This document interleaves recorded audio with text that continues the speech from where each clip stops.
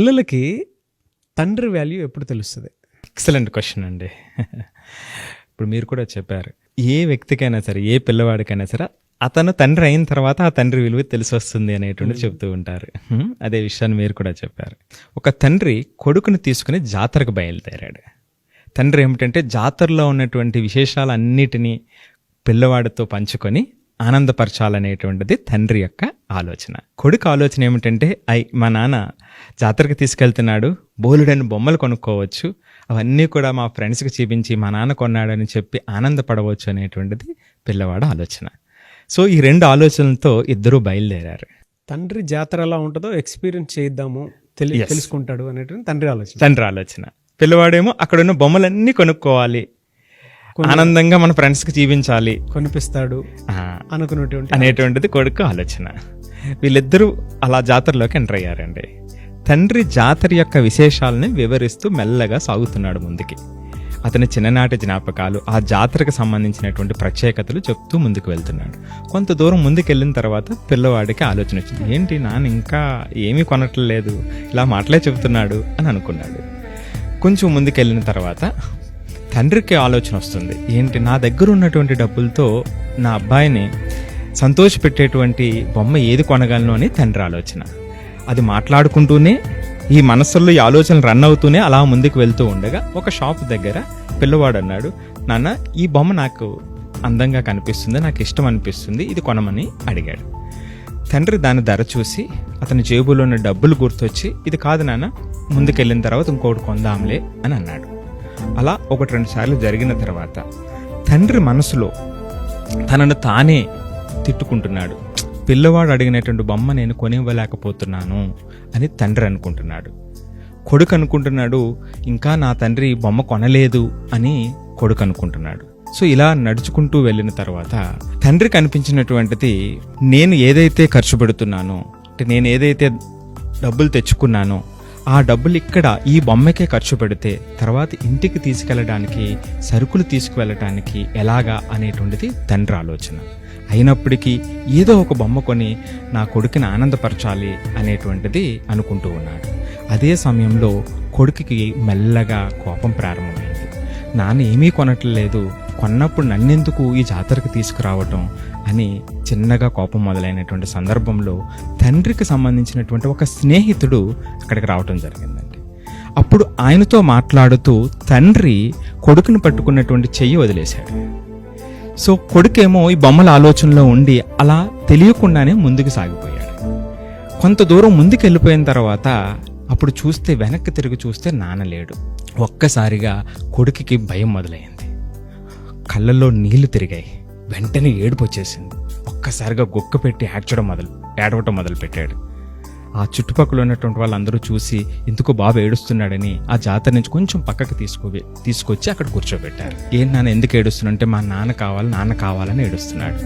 వాళ్ళందరూ కొన్ని బొమ్మలు తీసుకొచ్చి, బొమ్మలతో ఆడుకో నాన్న వస్తాడులే, నాకు బొమ్మలు వద్దు, మా నాన్నే కావాలన్నాడు. కొన్ని తినేవి తీసుకొచ్చి, తినుబండారాలు తీసుకొచ్చి, ఇది తిను నాన్న వస్తాడు అని చెప్తున్నాడు. అయినా నాకొద్దు, నాకు నాన్నే కావాలని ఏడుస్తున్నాడు.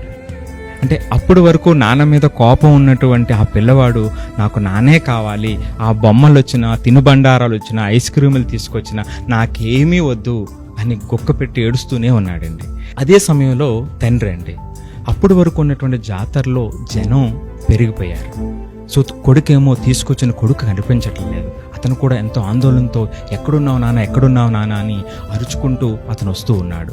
ఎక్కడో ఆ సౌండ్ అతని చెవిలో, ఆ అబ్బాయి చెవిలో పడింది, మా నాన్న ఎక్కడో ఉన్నాడు అని.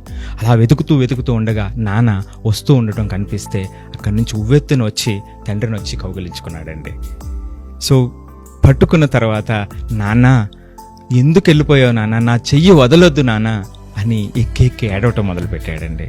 పర్వాలేదు నాన్న, బొమ్మలు కొనుక్కుందాం పదలే, కలిసాం కదా అంటే, ఏమి వద్దు నాన్న, నాకు బొమ్మలు ఏమి వద్దు, ఎప్పుడు నా చెయ్యి వదలకు నాన్న, నేను నీతోనే ఉంటాను, నన్ను వదిలి ఎక్కడికి వెళ్ళొద్దు నాన్న, నాకు ఇంకేమీ వద్దు నువ్వు తప్ప అని, నాకు బొమ్మలు వద్దు ఏమి వద్దు అని పట్టుకున్నాడండి తండ్రిని. సో నాన్నంటే గట్టిగా ఏడ్చాడండి. సో నాన్నంటే భరోసా అండి, నాన్నంటే ధైర్యం అండి. ఇక్కడ ప్రతి ఒక్కరూ అర్థం చేసుకోవాల్సిన నాగరాజు గారు, నాన్నంటే ఒక భరోసా అండి, నాన్నంటే ధైర్యం, నానంటే సోషల్ ఇమేజ్ అండి. True sir. ఆ ఎమోషన్ చూడండి, చేయి పట్టుకొని మనల్ని అక్కడి వరకు తీసుకువెళ్తున్నప్పుడు మనకేం అర్థం కాదు. తండ్రి పాత్ర, తండ్రి విలువ, ఆ ధైర్యం. కొద్దిసేపు కనిపించకపోయేటప్పటికి పిల్లాడు తబ్బిబ్బైపోయాడు. కావాల్సిన అంటే వాంట్స్ ఏవైతే ఉన్నాయో అవన్నీ నాకు వద్దని పక్కన సెకండరీ అయిపోయినాయి. సెకండరీ అయిపోయింది. నాకు మా నాన్న కావాలంతే. అంతే. మా నాన్న నా ధైర్యం, మా నాన్న నా భరోసా, అంతే. మా నాన్నే కావాలి. నాన్నే కావాలి. నాన్న తర్వాత ఏదైనా. చాలా మంది పక్కనే తండ్రి ఉన్నప్పుడు ఎవరు పెద్దగా పట్టించుకోరు. అవునండి. దూరం అయిపోయిన తర్వాత ఆలోచిస్తూ ఉంటారు. వీడియో చూసిన తర్వాత ప్రతి వ్యక్తిలోనూ పిల్లాడు ఉంటాడు. పేరెంట్స్ పాయింట్ ఆఫ్ వ్యూ నుంచి చూసినప్పుడు ప్రతి పిల్లాడికి ఒక తండ్రి, ఒక్కొక్క తండ్రికి బిడ్డే కదండి. అవును, ప్రతి పిల్లాడికి నేను చెప్పేది ఒకటే, వాళ్ళ ఫాదర్ అంటే మీ ఫాదర్ని మీరు ఎంత మిస్ అవుతున్నారో ఈ వీడియో కింద కామెంట్ బాక్స్లో పోస్ట్ చేయండి. గ్రేట్ స్టోరీ అన్న. ప్రతి ఫాదర్స్ డేకి ఈ వీడియోని రిలీజ్ చేస్తాను. Thank you sir. Thank you so much Subbarao గారు. మిమ్మల్ని అప్రోచ్ అవ్వాలంటే ప్రాసెస్ ఏంటి? సో తప్పకుండా అండి, స్క్రీన్ మీద ఏదైతే స్క్రోల్ అవుతుందో ఆ నెంబర్ని కాంటాక్ట్ చేస్తే మన టీం కంప్లీట్ డీటెయిల్స్ వాళ్ళకి అందిస్తారండి. సో ఖచ్చితంగా ఆ థెరపీ ఏదైతే ఉంటుందో వాళ్ళ అవసరానికి తగ్గట్టుగా ఖచ్చితంగా వాళ్ళు పొందొచ్చు అండి.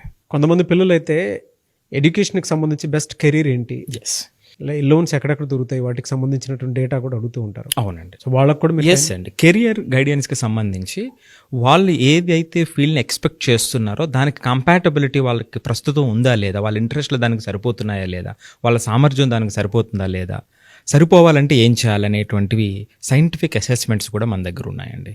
సో దానితో పాటుగా కాంపిటేటివ్ ఎన్వైరన్మెంట్లో వాళ్ళకు వచ్చేటువంటి ఇబ్బందులను అధిగమించడానికి ఆ మెంటల్ స్ట్రెంగ్త్ని పెంచుకోవటానికి కూడా మనం కోర్సెస్ని ఆఫర్ చేస్తున్నామండి. ఆ నెంబర్కి కాల్ చేస్తే కంప్లీట్ డీటెయిల్స్ వాళ్ళకి అందుతాయండి.